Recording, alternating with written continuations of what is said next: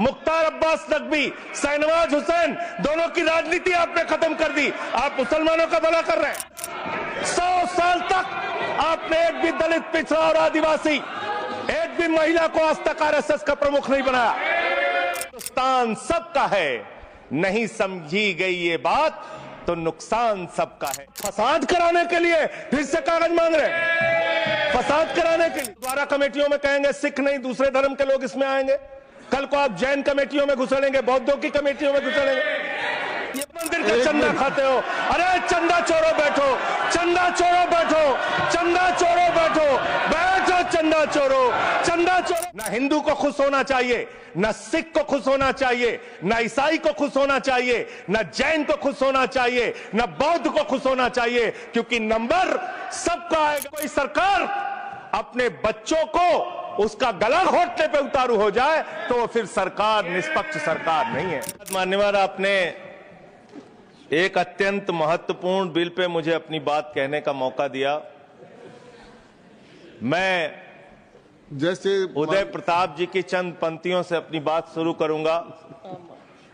न मेरा है न तेरा है, ये हिंदुस्तान सबका है, नहीं समझी गई ये बात तो नुकसान सबका है। न तेरा है न मेरा है, ये हिंदुस्तान सबका है, नहीं समझी गई ये बात तो नुकसान सबका है।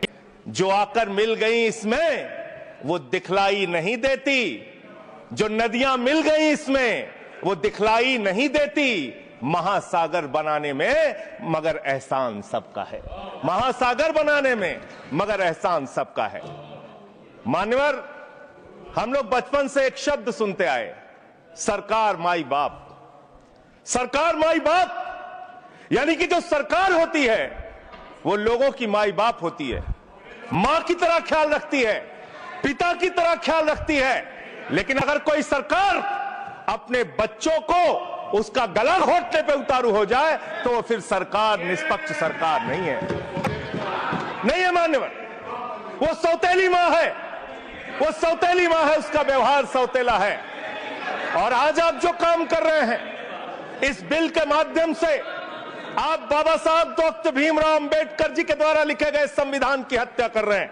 और ये बात मैं इसलिए कह रहा हूं कि बाबा साहब डॉक्टर भीमराव अंबेडकर जी ने संविधान की धारा 26 में लिखा, धार्मिक मामलों के प्रबंधन की स्वतंत्रता, धार्मिक एवं धर्मार्थ उद्देश्यों के लिए संस्थाओं की स्थापना एवं रखरखाव करना, धर्म के मामलों में अपने स्वयं के मामलों का प्रबंधन करना, चल एवं अचल संपत्ति का स्वामित्व एवं अधिग्रहण करना तथा ऐसी संपत्ति का कानून के अनुसार प्रशासन करना।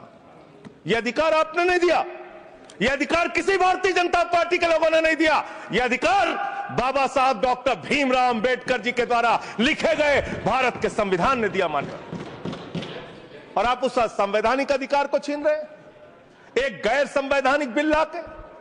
क्या क्या लिखा इस कानून के अंदर आपने, किस तरीके से आपने इस संविधान की हत्या करने का काम किया। आप बड़ी बड़ी बातें कर रहे हैं।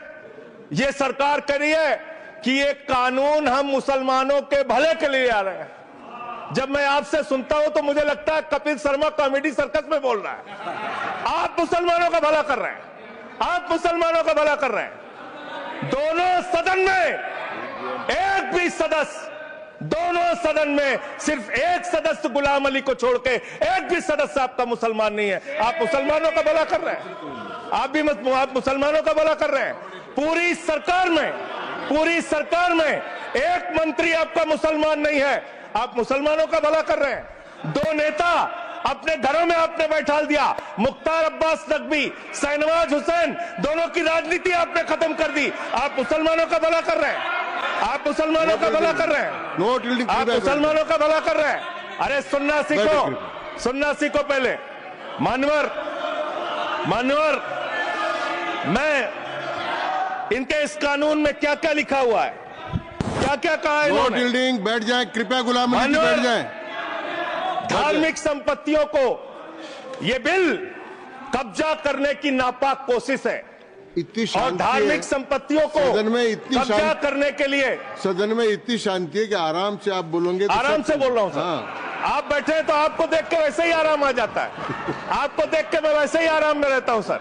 आप जब है आपका संरक्षण है तो आराम से ही बोल रहा हूं। बोलिए बोलिए। मान्यवर, धार्मिक संपत्तियों को कब्जा करने की एक कोशिश है। इसलिए इस बिल पर न हिंदू को खुश होना चाहिए, न सिख को खुश होना चाहिए, न ईसाई को खुश होना चाहिए, न जैन को खुश होना चाहिए, न बौद्ध को खुश होना चाहिए, क्योंकि नंबर सबका आएगा। और आज वक्फ की संपत्तियां कब्जा करके आप अपने दोस्तों को देंगे, कल गुरुद्वारे की संपत्तियां कब्जा करके आप अपने दोस्तों को देंगे, फिर चर्चों की संपत्तियां कब्जा करके आप अपने दोस्तों को देंगे, फिर बौद्धों की संपत्तियां कब्जा करके आप अपने दोस्तों को देंगे, फिर जैनों की संपत्तियां कब्जा करके आप अपने दोस्तों को देंगे, फिर मंदिरों की जमीनें कब्जा करके आप अपने दोस्तों को देंगे। आप तो वो लोग हैं जिन्होंने प्रभु श्री राम के मंदिर में भी घोटाला किया। मान्यवर, प्रभु श्री राम के मंदिर के जमीन में घोटाला किया। मैं कागज दूंगा सर, मैं कागज दूंगा। बंद कर दिया मैंने। ये लोग राम मंदिर में घोटाला करने वाले लोग हैं। राम मंदिर की जमीन का चंदा खाने वाले लोग हैं सर। ये लोग 2 करोड़ की जमीन 5 मिनट में 18 करोड़ में बेची सर इन लोगों ने। मैंने 16.5 करोड़ का घोटाला किया, 18.5 करोड़ में जमीन दिया। बेची। ये राम मंदिर में घोटाला करने वाले लोग हैं सर। मान्यवर, अरे प्रभु श्री राम के नाम का पैसा खाते हो तुम लोग। अरे बैठ जाओ, राम मंदिर का पैसा खाते हो। अरे राम मंदिर में घोटाला करते हो, बैठो। अरे राम मंदिर का चंदा खाते हो। अरे चंदा चोरो बैठो, चंदा चोरो बैठो, चंदा चोरो बैठो, बैठो चंदा चोरो, चंदा चोरो बैठ जाओ। चंदा चोरो तुम लोग चंदा चोरो, चंदा चोरो तुम लोग, चंदा चोरो, चंदा चोरो, चंदा चोरो बैठो। 1 मिनट को प्लीज। चंदा चोरो बैठो। सभापति महोदय Shri Gajendra Singh ji. Sir, I am not dealing sir, I am not dealing. सदस्य ने चंदा चोरी किया इन्होंने सर। राम का पैसा खाया, करने वाले प्रभु श्री राम का पैसा खाया सर इन्होंने। राम मंदिर का विषय, राम मंदिर में चंदा चोरी किया इन्होंने। बैठ जाए, चंदा चोर है सर ये लोग। इन्होंने प्रभु श्री राम का चंदा खाया, कृपया बैठ जाए, चंदा चोरी किया सर। कृपया बैठ जाए। राम मंदिर के संबंध में सर राम मंदिर के संबंध में कहे गए सभी शब्दों को मैं कार्रवाई से निकाल रहा हूं, कार्रवाई से निकाल दिए। 2 करोड़ की जमीन 18.5 करोड़ में खरीदी इन लोगों ने। 2 करोड़ की जमीन अयोध्या में 18.5 करोड़ में खरीदी। मान्यवर, कृपया मेरा टाइम बचाया जाए सर। मान्यवर, टाइम पॉज कीजिए सर, टाइम पॉज कीजिए, बैठाइए इनको। Point of order yes allow sir. I am not dealing sir. Point of order Bhupendra Yadav please sit down.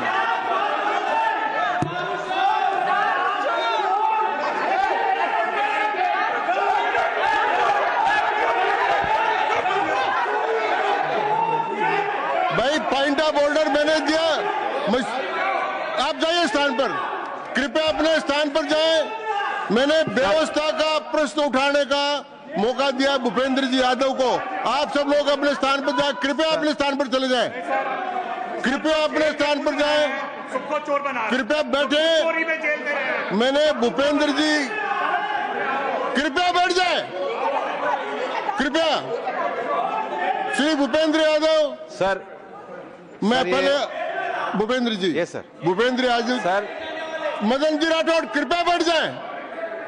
Sir ये कृपया, मैंने भूपेंद्र जी यादव को व्यवस्था का प्रश्न उठाने की अनुमति दी है, लेकिन मैं पहले बता दूं कि राम मंदिर के बारे में जो कुछ इनको कहा मैंने उसको एक्सपेंस कर दिया, वो कार्रवाई का हिस्सा नहीं है। आप बोलिए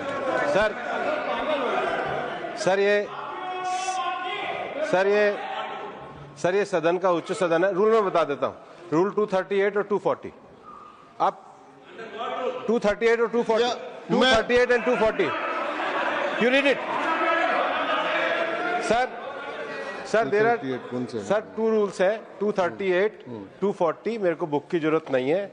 हाउ टू स्पीक ये 238 है सर। 240 बड़ा इंपॉर्टेंट है जी सर। कोई भी सदस्य अगर इररिलेवेंट बोलता है, अगर तो ये चेयर की पावर है कि उस सदस्य को रोक सकते हैं।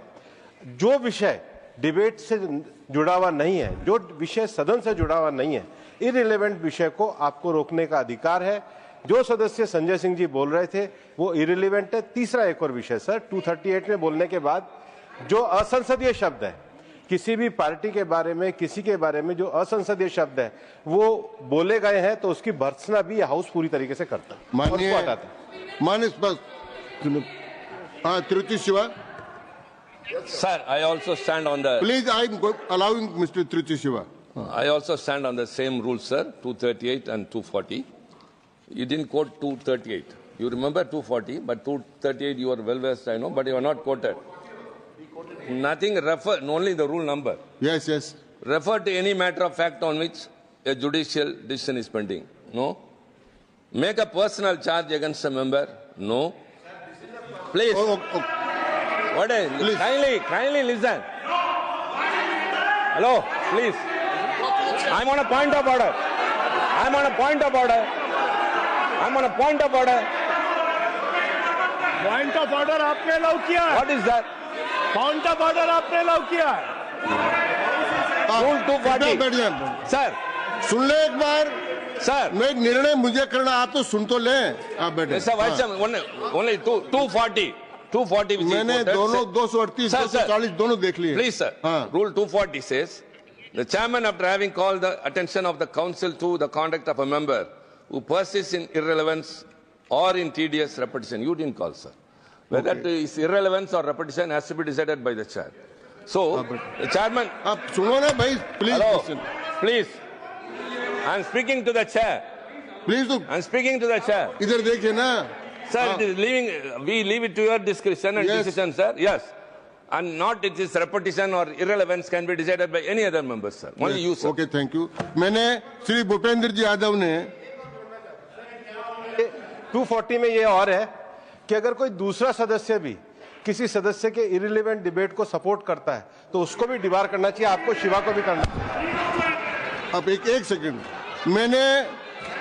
मेरी व्यवस्था यह है कि 238, 240 के अंतर्गत मैंने ऑलरेडी जो असंसदीय शब्द थे वो और राम मंदिर के बारे में, क्योंकि ये विधेयक की परव्यू में नहीं आता है, इसलिए मैंने राम मंदिर के बारे में इनके लगाए गए इलेक्शन और असंसदीय शब्दों को कार्रवाई से निकाल दिया। धन्यवाद। मान्यवर, आपने कहा कि इससे आप पिछड़े मुसलमानों का भला करने जा रहे हैं। सुनने में बहुत अच्छा लगता है कि आप पिछड़े मुसलमानों का भला करने जा रहे हैं। आपने इसमें कहा कि आप महिलाओं का भला करने जा रहे हैं। सुनने में बहुत अच्छा लगता है कि आप महिलाओं का भला करने जा रहे हैं, लेकिन ये सरकार और यहां पे इस समय मंत्री जी नहीं है, मैं उनसे पूछना चाहता हूं, आप देश को और सदन को गलत जानकारी क्यों दे रहे हैं? मानवर, 2013 के वक्फ बिल में जो भारतीय जनता पार्टी की सहमति और सहयोग से पास हुआ, उसमें भी महिलाओं के लिए आरक्षण था। मना कर दीजिए कि नहीं था, मना करिए कि हम गलत बोल रहे हैं। मानवर, मंत्री जी ने कहा 1 करोड़ सुझाव आया। मैं आपसे पूछना चाहता हूं, कितने करोड़ ईमेल आए, कितने करोड़ पत्र आए, कितने करोड़ सुझाव आए? पूरे देश को जानकारी दीजिए और मैं आपको दावे के साथ कह सकता हूं, जब पूरा सच सामने आएगा तो देश को पता चलेगा कितने लोग इस बिल के विरोध में थे, कितने लोग इस बिल के समर्थन में थे। मैं जेपीसी का सदस्य था मानवर, मैं कह रहा हूं आपसे लाइए। और आप पिछड़े मुसलमानों का भला करना चाहते हैं, मैं आपसे हाथ जोड़कर निवेदन करता हूं, विनती करता हूं, और हमारे जो मित्र उधर भी हैं, अगर आप मेरी बात से सहमत हैं तो समर्थन करना। समाज में छुआछूत को, बीमारी को मिटाने के लिए चलिए उठाते हैं कदम, और अगले सत्र में एक बिल लेके आइए। जितने भी हिंदुओं की कमेटियां हैं, ट्रस्ट है, बोर्ड है, उन सारे ट्रस्ट और कमेटियों में 80% आरक्षण दलित, आदिवासी और पिछड़े हिंदुओं को दीजिए। मैं समर्थन करूंगा आपका, माला पहनाऊंगा आपको। आप पिछड़ों का भला करने की बात करते हैं, आप दलितों का भला करने की बात करते हैं। आपकी मातृ संस्था आरएसएस 100 साल तक आपने एक भी दलित, पिछड़ा और आदिवासी, एक भी महिला को आज तक आरएसएस का प्रमुख नहीं बनाया। आप दलितों और पिछड़ों और आदिवासियों की आरएसएस के बारे में भला करने की बात करते हैं। कर दीजिए। माननीय इस बिल में क्या लिखा है? आप जो भी बातें इस विधेयक के अलावा बोलेंगे उन सबको मैं एक्सप्लेन करूंगा। सर ये क्या सच नहीं है? क्या ये सच नहीं है? सर मेरा टाइम रोका जाए और सर बिल के बारे में बात करते हैं। माननीय मंत्री जी ने कहा आज आप इस बिल को पास कर रहे हैं, आज आपका सीना चौड़ा हो रहा है, आपको लग रहा है एक धर्म के अधिकार को आप छीन रहे हैं। नहीं, कल को आप सभी धर्मों की धार्मिक संपत्तियां छीन के आप अपने दोस्तों का देने का काम करेंगे। मैं फिर इसको दोहरा रहा हूं और फिर इसको कह रहा हूं कि आप ये करेंगे, धार्मिक संपत्तियों के कब्जा करने का काम करेंगे। और किसी गलतफहमी में मत रहिए। आपको लोकसभा के चुनाव में मात्र 36% वोट मिला है। इस देश की 64% आबादी आज भी आपके खिलाफ है, आज भी आपके खिलाफ खड़ी है। किसी गलतफहमी में मत रहिए। बड़ी बड़ी सत्ता उखड़ गई और चली गई। मान्यवर, आपने इसमें लिखा बिल के अंदर कि वक्फ कमेटी के अंदर गैर मुसलमान इसका सदस्य बन सकता है। आप क्या गुरुद्वारा कमेटी के अंदर गैर सिख को मेंबर बना सकते हैं? क्या ईसाई कमेटी के अंदर गैर ईसाई को सदस्य बना सकते हैं? क्या बौद्धों की कमेटी के अंदर गैर बौद्ध को, क्या जैनों की कमेटी के अंदर गैर जैन को आप मेंबर बना सकते हैं? और इतना ही नहीं, क्या आप हिंदुओं के ट्रस्ट में, मंदिर के ट्रस्ट में आप क्या गैर हिंदू को मेंबर बना सकते हैं? नहीं बना सकते, नहीं बना सकते। आप एक झूठ फैला रहे हैं देश भर में, देश भर में झूठ फैला रहे हैं। आप कह रहे हैं ये मैं पढ़ रहा हूं राम मंदिर का, सर, राम मंदिर ट्रस्ट। झूठ शब्द असंसदीय है, जो असंसदीय शब्द उनको निकाल दीजिए। सत्य से परे, सत्य से परे। सर ये प्रभु श्री राम के मंदिर का ट्रस्ट, मैं इसका समर्थन करता हूं। नहीं, आप इस सर मैं इसका समर्थन कर रहा हूं। ये सब्जेक्ट नहीं है सर, समर्थन कर रहा हूं। सुन तो लीजिए, आप कहे से नहीं सुनूंगा। डिस्ट्रिक्ट मजिस्ट्रेट प्रोसीडिंग में नहीं आएगा। सर मेरी बात तो बिल्कुल नहीं आएगा। सर मेरी बात सुन लीजिए। घनश्याम जी प्लीज, चेयरमैन साहब, district magistrate of Ayodhya will be ex officio trustee who will be a practicing Hindu. If the DM is not Hindu, then additional district magistrate will be an ex officio member of the trust. हम इसका समर्थन करते हैं। Sir Hindu धर्म के trust में हिंदू को member होना चाहिए, आपने लिखा, हम इसका समर्थन करते हैं। लेकिन आप दूसरे धर्मों के ऊपर कह रहे हैं। कल को आप गुरुद्वारा कमेटियों में कहेंगे सिख नहीं दूसरे धर्म के लोग इसमें आएंगे, कल को आप जैन कमेटियों में घुसेड़ेंगे, बौद्धों की कमेटियों में घुसेड़ेंगे। ये बात गलत है, ये पूरी तरीके से गलत है। और आज पूरे देश को आप बताइए, मान्यवर, पूरे देश को आप बताइए, 2009 में आपने अपना घोषणा पत्र जारी किया था, मैनिफेस्टो। ये मैनिफेस्टो आपका लेके आया हूं, ये तो आपका डॉक्यूमेंट है, मेरे घर नहीं बना। इस मैनिफेस्टो में लिखा है इन्होंने कि 2009 के मैनिफेस्टो में लिखा है कि वक्फ की जमीनों पर जो अवैध कब्जे हुए हैं, के.आर. रहमान की कमेटी की रिपोर्ट के हिसाब से हम मुस्लिम धर्म गुरुओं के साथ बातचीत करके उसको खाली कराने का काम करेंगे। कितना दोहरा चरित्र है आपका। आपने कहा वक्फ की जमीनों को खाली कराने का काम करेंगे जिसपे कोई और कब्जा कर रखा है। मानवर, एक और बात, सुप्रीम कोर्ट के अंदर आप कह रहे हो कागज चाहिए, कागज चाहिए। मंत्री जी ने कहा कागज चाहिए। मंत्री जी, आपको कागज की बहुत जरूरत होती है, कागज आपको चाहिए। आपकी सरकार ने 2020 में, ये पूरे देश को देखना चाहिए, पूरे देश को सर, 2020 में मैं जेपीसी का मेंबर था, ये कागज वहां मिला। मैं 2020 में सुप्रीम कोर्ट में, सर आप, मेरी बात नहीं आ रही सर, सर मेरी बात नहीं आ रही। 2020 में मान्यवर, इस भारत की सरकार ने, मोदी जी की सरकार ने शपथ पत्र दिया सुप्रीम कोर्ट में। से क्या लिखा हुआ है? 99% वक्फ की संपत्तियां डिजिटाइज हो चुकी हैं। मुख्तार अब्बास नकवी साहब आपके मंत्री थे, उनका बयान है 100% वक्फ की संपत्तियां डिजिटाइज हो चुकी हैं। तो जब आप सारी संपत्तियां डिजिटाइज कर चुके हैं, सब कुछ ऑनलाइन कर चुके हैं वामसी पोर्टल में, सारे कागजात जांच चुके हैं, तो क्या आप फसाद कराने के लिए फिर से कागज मांग रहे हैं? फसाद कराने के लिए, आप फसाद कराने के लिए कागज मांग रहे हैं। आप फसाद कराने वाले हिंदू हैं, हम सौहार्द फैलाने वाले हिंदू हैं। यह बुनियादी फर्क है, यह बुनियादी फर्क है आप में। आप देश भर में फसाद, नफरत, लड़ाई, झगड़ा कराने का काम करते हैं। मान्यवर, मैं अंत में आप लोगों से सिर्फ एक ही बात कहना चाहता हूं कि आज सच्चर कमेटी की रिपोर्ट की बात कही गई और कहा गया 12,000 करोड़ की आमदनी हो सकती थी। एक सुझाव मैं पूरे सदन की तरफ से इस सरकार को देना चाहता हूं। 12,000 करोड़ की आमदनी की चिंता है वक्फ की, करोड़ों मुसलमानों की चिंता है आपको। एक अपने दोस्त को पकड़ के लाइए, नीरव मोदी को 20,000 करोड़ वसूलिए, 12,000 करोड़ वक्फ को दीजिए, 8,000 करोड़ अपने पास रखिए। 8,000 करोड़ का आपको मुनाफा होगा, 12,000 करोड़ वक्फ को दे दीजिए, करोड़ों मुसलमानों का भला हो जाएगा। मान्यवर, अंतिम बात कहके आपने कहा सच्चर कमेटी की रिपोर्ट से 12,000 करोड़ की आमदनी की बात कही गई है। अर्ध सत्य मत बोलिए, पूरा सत्य बोला कीजिए।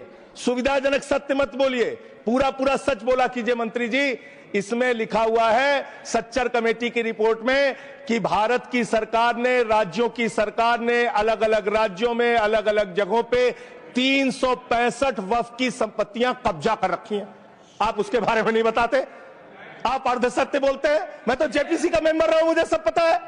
तो इसलिए मान्यवर, आप फैला रहे हैं झूठ, ट्रिब्यूनल के फैसले, बस खत्म सर, खत्म। असत्य, सत्य से परे मान्यवर, सत्य से परे मान्यवर। ट्रिब्यूनल के लिए आप कह रहे हैं उसको अपील नहीं की जा सकती। हाई कोर्ट का फैसला ट्रिब्यूनल के फैसले के खिलाफ आया है, सुप्रीम कोर्ट का फैसला ट्रिब्यूनल के फैसले के खिलाफ आया है। आपने कहा 5 साल का प्रैक्टिसिंग मुस्लिम होना चाहिए। कैसे प्रैक्टिसिंग मुस्लिम तय करेंगे सर? आप क्या मुसलमानों के घर में सीसीटीवी का कैमरा लगाएंगे? कौन नमाज पढ़ रहा है, कौन नमाज नहीं पढ़ रहा है, कौन मुसलमान है, कौन मुसलमान नहीं है? आपने मान्यवर ऐसे प्रावधान इसमें रखे हैं जो बड़े अजीब है, जो अपने आप में ये बताते हैं कि आपकी मंशा सिर्फ देश में झगड़ा कराने की है, नफरत फैलाने की है, फसाद कराने की है। आपकी मंशा कहीं भी मुसलमानों का या किसी वर्ग का भला करने की नहीं है। बस एक अंतिम बात कह के अपनी बात समाप्त करूंगा। ये काम आपने देश के अंदर बहुत अच्छा शुरू कर दिया। आप एक काम करते हैं, देखो मुसलमानों को ठीक कर रहा हूं, दूसरी तरफ महंगाई बढ़ रही है, नुकसान हिंदुओं का।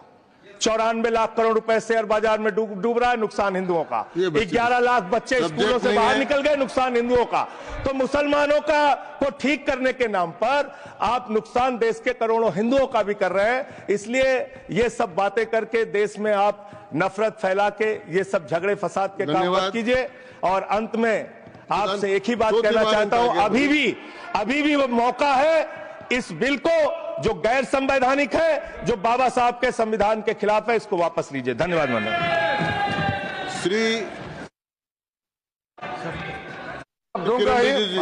संजय सिंह जी को मैं जवाब देना चाहता हूं, सबका जवाब देंगे, लेकिन समस्या ये है, माननीय मंत्री जी को हस्तक्षेप करने का अधिकार है। जब मैं when I reply to everybody, please, मैं सबको जवाब दूंगा। मैं सिर्फ इतना ही कह रहा हूं कि संजय सिंह इतना तर्कहीन बात करते हैं, जवाब देने के लिए जगह भी नहीं है। वो पॉइंटलेस बात करता है, बिल से संबंधित नहीं, इधर उधर का बात करता है। पॉइंट में बात कीजिए, मैं जवाब दूंगा बाद में। श्री येरम वेंकट सुब्बा रेड्डी।